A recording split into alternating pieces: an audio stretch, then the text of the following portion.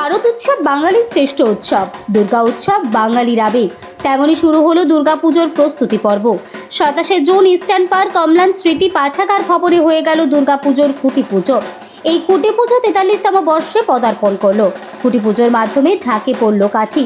তেমনি পুরোহিতের মন্ত্রোচ্চারণ ও ঢাকের বাদ্যির মধ্যে দিয়ে ইস্টার্ন পার্ক কমলান স্মৃতি পাঠাগার ও ইইপি দুর্গা পুজো কমিটির পরিচালনায় রথযাত্রার পূর্ণ লগ্নে দুর্গাপুজোর খুঁটি পুজো সুসম্পন্ন হলো। আর সেখানে উপস্থিত ছিলেন ইস্টার্ন পার্কের অধিবাসী বৃন্দ সহ বিশিষ্ট ব্যক্তিবর্গরা। Bureau report, Kolkata today news.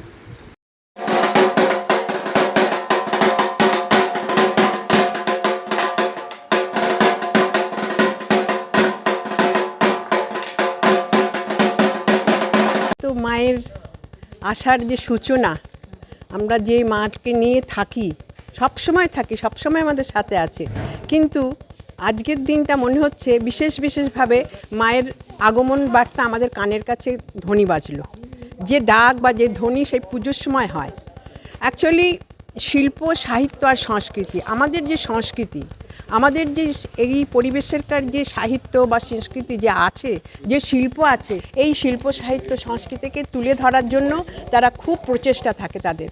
তারা সবসময় চায় নতুন কিছু করব, নতুন কিছু ভালো, যা 10টা লোক দেখে যেন একটা তাদের যে কাজটা করেছে সেটা যেন একটা বাহবা পায়। বাহবা মিনস সবাই যেন ভালো পায়, না আমরা যেন সবাই আনন্দ পাই। আমরা যে 5 দিন থাকি, 6 দিন থাকি, নানা রকম অনুষ্ঠান এবং সেটা বিভিন্ন টাইপ অনুষ্ঠানের মাধ্যমে আমরা নিজেদের মধ্যে আনন্দ উপভোগ করি।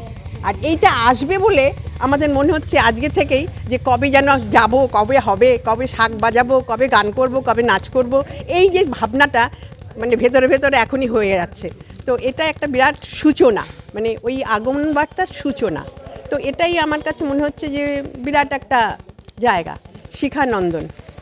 এটা আমাদের 43তম বর্ষ এবং এই শুভ দিনে আমরা আমাদের দুর্গাপূজার শুভ সূচনা করছি, যাতে করে অন্ধকার দূর করে আমাদের পাড়ায় সমস্ত মানুষের সুস্বাস্থ্য এবং শুভকামনা অঙ্গীকার করে আমরা এই পুজোর সূচনা করছি। মেন আকর্ষণ সেটা হচ্ছে যে আমাদের এই পুজোটা হচ্ছে শুধু পুজো নয়, একে কেন্দ্র করে আমাদের সারা বছরের ক্রিয়াকলাপ, কর্মকাণ্ড। সেই জন্যেই আমাদের এই পুজোর নাম ইস্টার্ন পার্ক কালচারাল সোসাইটি ও অম্লান স্মৃতি পাঠাগার।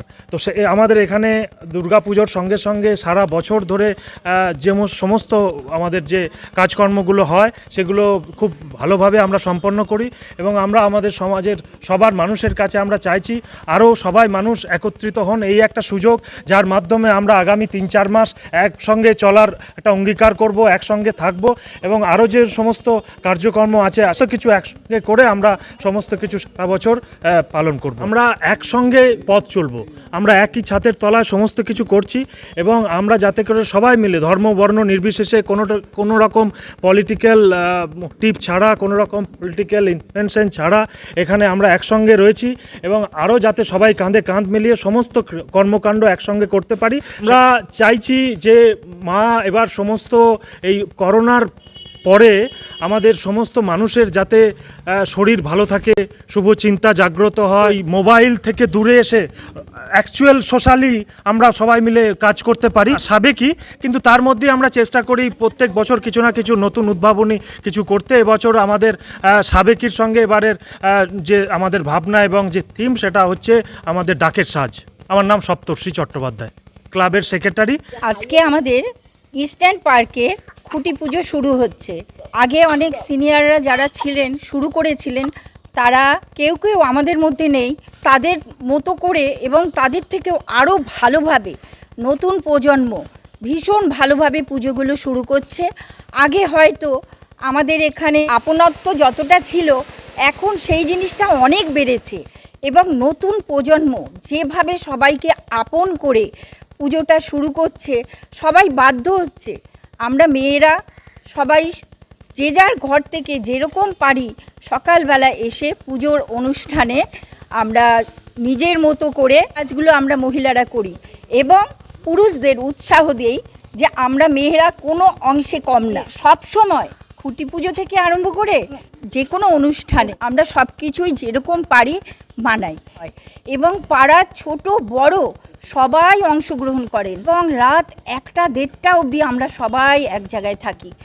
ভীষণ ভালোভাবে আমরা দিনগুলো কাটাই। আমার নাম বীণা শর্মা। পারবো যে আমাদের এই ইস্টার্ন পার্ক পুজোটাতে আমি খুব বেশি বছর ধরে যুক্ত নই, তবে যে ক বছর ধরেই যুক্ত আছি সবার এত ভালোবাসা, আন্তরিকতা, আমাদের যারা মানে সিনিয়র কাকুরা আছেন, জুনিয়ররা আছেন এবং কাকিমারা সবাই মিলে এবং ছোট ছোট বাচ্চারা আছে আমাদের, সবাই মিলে এত সুন্দর পুজোটাকে উপস্থাপনা করে, আমরা সবাই এত আনন্দ করি। আমার নাম প্রিয়াঙ্কা দত্ত।